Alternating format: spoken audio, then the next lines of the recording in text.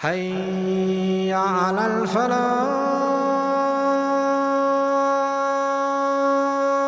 السلام عليكم ورحمة الله وبركاته. بسم الله الرحمن الرحيم. الحمد لله والصلاة والسلام على عبد الله ورسوله محمد وعلى آله وأصحابه أجمعين. My brothers, my sisters, you and I know that we've been through a difficult patch. Most of us have lost people we know. May Allah grant them Jannah. Some have lost family members close to them. May Allah grant them Jannah. Many have been affected in a huge way in their health or in their wealth, in their income, in their jobs, in their relationships as well. And it's been very challenging. However, if we look back in history, we will find that there have been challenges every year of a different nature. As believers, we always say that the Almighty has created us to test us. I'm sure you've heard that before, right? As Muslims, أحسب الناس أن يتركوا أن يقولوا آمنا وهم لا يفتنون. Allah says in Surah Al-Ankabut, do people think that it's sufficient for them to say we are believers and then they won't be tested? What that means is, when you say you're a believer, do you really think that that means you're just going to sail through everything and everything's going to be okay and everything is going to be beautiful and there are going to be no challenges and tests? In fact, it's the other way around. When you say you're a believer, you've just entered territory to be tested. Have you ever thought of that? Allah speaks about it. وَلَنَبْلُوَنَّكُمْ. We will definitely test every single one of you. In what way? In so many different ways, with a bit of anxiety and fear, with loss of produce, loss of wealth, loss of life of those who are beloved unto you, and so on. Allah says we will test your faith when you declare that you believe, in order to differentiate between those who are truthful and those who are not. Go back to the prophets from the very beginning, all the way down to the Prophet Muhammad, peace be upon him. And this includes the Prophet Ibrahim, may peace be upon him. The Prophet Moses, Musa, may peace be upon him, alayhi salam. The Prophet Jesus, may peace be upon him. The Prophet Muhammad, may peace be upon him. The Prophet Noah, from the very beginning, may peace be upon him. They faced challenge upon challenge, subhanallah. Yet they were the closest unto Allah. So Allah says, we're going to test you in order to distinguish who is truthful. You say you believe in the Almighty. Now that you're a believer, you've just enrolled in the college. When you enroll in the college, you're going to be tested every so often. And each time you pass a test, you graduate to a level that is more difficult than the previous one. What about those on the streets who haven't enrolled? Well, they may not face that many challenges because they're not even in the school. Subhanallah. I wouldn't go to the door of or to the gates of the school and call people from the members of the public, come in, we're having O-levels here, come and attempt it, come and write it. It doesn't happen. Well, Allah Almighty tells us that we will test you. And this evening I want to go through a few examples that might make it easier for us to understand what's going through or what we're going through in our lives. Last night I spoke about the challenges of the mother of Moses, may peace be upon him, when she was faced with the situation at the time. And I spoke about a few other examples, but this evening I want to tell you about the challenge of the mother of the Prophet Muhammad, peace be upon him. Amina binti Wahab, that was her name. His father was Abdullah ibn Abdul Muttalib. When she was expecting, mashallah, just picture a couple, mashallah, married, and thereafter the wife is expecting, mashallah, their first child. And suddenly, something happens and he passes away. Who? The husband. Her husband passed away. She was expecting. Now, imagine the hardship of a woman who's married, newly married, we should say, or we could say,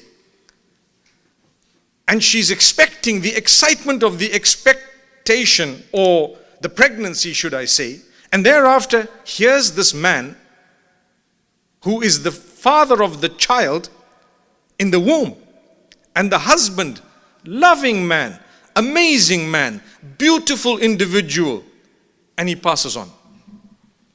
Imagine what she must have gone through as a woman at the time. Yet she was chosen to bear the Prophet Muhammad, peace be upon him, in our belief, Afdalul Khalqi wa Akramul Rusuli, the most noble of all prophets, the final of all the messengers, and the greatest of the creation of the Almighty.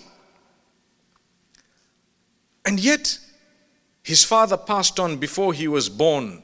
Everyone speaks about it from the angle of him being an orphan.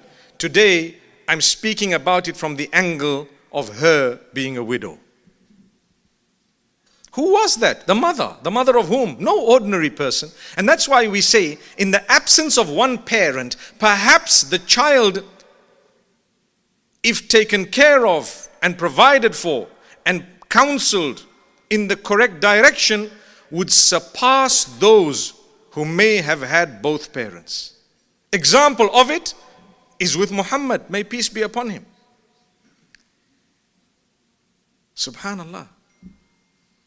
أَلَمْ يَجِدْكَ يَتِيمًا فَآوَى. Did we not find you an orphan? Were you not an orphan? Where did you get to? Subhanallah.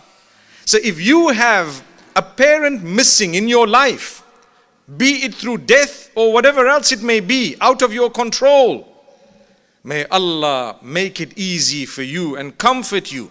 And may Allah Almighty grant you success upon success. Be determined. Continue going. Don't worry. We're on earth. In actual fact, we're alone. Allah gives us opportunity to interact with those whom we call my family, but not always. Those whom we call my parents, but not always. My siblings, not always. So who is with me? The Almighty is always with you. Always. Don't lose hope. And guess what? Reach out to people in a similar situation and find comfort. Subhanallah. That's why you have organizations and clubs and people who gather a group of friends. Nowadays you have perhaps pages online that are dedicated to a specific cause. If you go back to how and why it was founded, a lot of the times it's someone who suffered in a similar way, who then decided, let me reach out to others, let me help the others. Why help others? Because the Almighty says, if you help others, you will be helped. When you want help, help others and see how the Almighty helps you. But how can I help others when I need that help? By you helping them, you will be automatically helped in ways you cannot imagine. With whatever you can provide, even if it is a basic word of encouragement. Encourage people. Talk to them. Give them hope. Let them feel the positivity. I'm repeating today what I've said in the last few days. A verse you may have heard many times. وَإِن تَعُدُّوا نِعْمَةَ اللَّهِ لَا تُحْصُوهَا. Allah says it more than once in the Quran. If you are to try and count the gifts of Allah, you will never be able to count them all. Have you heard that verse before? Come on, answer me. Yes, if you try to count the gifts of Allah upon you, you won't be able to count them all. On the flip side of it, if you try to count what Allah has not given you, you will definitely be able to count that. You thought of it? Subhanallah. That puts things into a different light, right? But we concentrate on the issues and the problems and the hardship. As though we don't have any gifts. But Allah guarantees you, try to count the gifts, you won't manage. You won't ever be able to count the gifts of Allah upon you and your folks and your family and whoever else, even in the midst of disaster. You won't be able to count the favors of Allah upon you ever, ever, ever. Because they are way beyond your ability to count. Subhanallah. But if you were to look at the things Allah did not give you, or the challenges, you can count them. I have a problem with this person or that person. I have this challenge, I have that. You can count 10 things and say, that's my life come to an end. But there are a billion things that Allah's given you, subhanallah, that you've taken for granted simply because you haven't ever tried, subhanallah, to count, or you don't appreciate. Do you know, no matter what challenge you're facing, and no matter how tough your life is, there are people who would desperately want to be in your place. Come on, thank Allah. Why is it we all complain? Yes, we do have challenges. Have faith. Have faith. Life is all about being tested. You passed one, you're going to have to pass the other. You know, I have a little water pick. It's a jet of water in a little like a container with a battery, and it releases a jet into your teeth in order to clean it. One of my friends was with me a few days ago and he dropped it. And the top of it broke. And I said, Alhamdulillah, I thank Allah. He said, what do you mean? I said, I thank Allah it broke, man. He said, what do you mean? I said, my brother, that's a minor thing. And Allah was going to test me today, and I'm so happy it's this thing here. Come on, man. Imagine if someone says, I'm going to test you today. You're waiting for it. Your phone drops. The screen didn't crack. Nothing happened. That was your test. You're going to get angry and shout the person. Or a glass broke, by the way. Sorry, Brother Farhan. A glass broke, by the way, here. Your limbs are fine. Your eyes are okay. Your belongings are all safe. What should you say? Should you get angry? Why did you break the glass? And the world comes to an end because the glass broke. And Allah says, hang on, we could have broken your limbs, man. We didn't do that. So it's putting things into perspective. Take a look at a problem. A believer's taught, no matter what you go through, tell yourself it could have been worse. No matter what it is. That's Allah. So I told the brother, I said, it's a minor thing. I said, I have a habit of thanking Allah when something happens that's manageable. And I tell Allah, oh Allah, I thank you for this because it was such a beautiful test. Yes, there was negativity perhaps, but I aced it, man. Subhanallah, don't test me with something too difficult for me to pass. When you thank Allah for a test, guess what? The next test shall be, inshallah, easier. Because He says that in the Quran. لَإِن شَكَرْتُمْ لَأَزِيدَنَّكُمْ. If you're going to show gratitude, we will increase you in goodness. So show gratitude. I don't think it's easy for a human being to show gratitude in the face of negativity by realizing how positive the negative actually was, as compared to something that could have been in your life that would have really affected you in a bad way. So the Prophet Muhammad, peace be upon him, his mother lost a husband. She became a widow. The challenges she faced, only Allah knows. Society, community. She had to give birth to this child. The husband already passed away. She was a widow. The child was born an orphan. Born. The father had already predeceased the birth of this child, meaning before the child was born, the father was gone. And so she had to look after the child. They decided, you know what? We will send the child as per the custom of this particular place to one of the outlying areas known as Badia to Bani Sa'ad, with one of the nurses. They had a tradition and a culture there. A lot of women, when they read about it, they wished we still had it.